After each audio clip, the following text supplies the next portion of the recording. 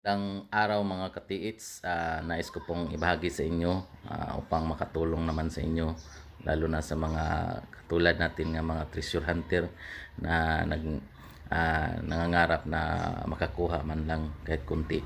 Ang itong sign guys na nakuhanan ng cake deposit o tinatawag na enclosed rock. Ito yung apak ng kabayo o kalabaw. Pag makakita kayo nito guys, 5 meters mula sa marker na yan. Marami pang mga sign o marker like mga imbus rock o yung bato na pinapasok lamang sa butas. Parang nilagay o sinadya sa mga butas-butas. Tapos may mga maliliit na apak ng kabayo. Yung mga ganyan guys ay enclosed rock ho yan. Ito ang nagpatunay na aktual ko hong napuntahan at napag-aralan kung ano man ho ang katibayan ng mga marker na yan. Baka sakali kung makakita kayo ng ganito, may at least may idea na kayo kung paano kukunin. Purpose ko lang dito ay upang makatulong lamang para sa ating mga nangangarap din nga makakakuha na kahit kunti lang na mapwede na makahahon sa ating buhay. Medyo malaki-laki na rin yan guys ha. Malalaki-laki na rin yun. Swerte yun ang nakakuha. Talagang magaling yun na TH Hunter. Tingnan nyo itong video guys. Ipapakita ko ang aktual na nakuhanan ng isang quick deposit sa pamamagitan ng apak na paa at imbus rock. Watch this video. Mga guys, ito ang morning sign sa giveaways. Pero gikan diri na ispok. Ano lang, mga 1 feet lang. Yan nakuha Ano siya ang sign. 1 feet lang. Mga sign barka. Sa makita mo ingani guys. Ngani tamak sa kalabaw o kabayo. Anay hole. Bingo gina guys, nay mata. Baka mata. Mo na ug ingon ginayan. Yan ay ana katong dito yan sigurado dito. Nay imbos nga bato. Mo ni siya guys, bato nga gipaslak pero napay isa ka napadriyan anak gyapon kinanglan sa birahon diri ragay. May dako-dako medyo malaki-laki din yan guys. Ang sign niya guys ito lang itong imbos dito ay yung parang hawakan ng bato. Tapos dito may isang sign.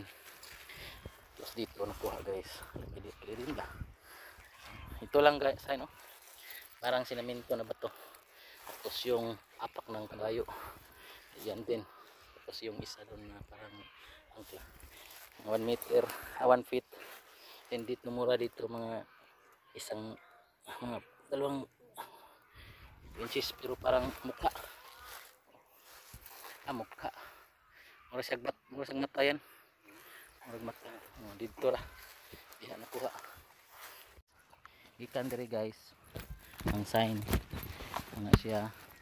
Tapos may slash ito yan punta mura dito pag ganito mga giveaways to guys yung mga ganito dito mula dito mga 2 meters lang doon nakuha. Then yung main sign niya yung apak ng kabayo. Ito yung apak ng kabayo. Tapos may mga hole dito. Ganito mga sign, ito yung mga enclosed rock enclosed rock to guys itong mga imbus yan, enclosed rock ng mga ganyan na sign guys.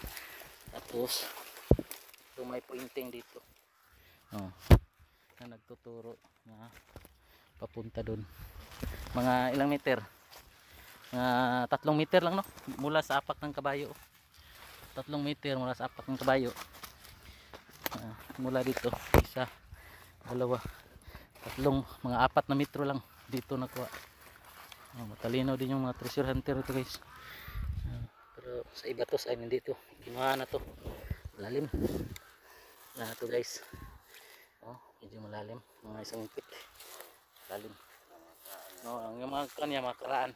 Tapos may kukunin pa kami doon sa kabila. Yun lang guys yung mga sign guys ang mga giveaways.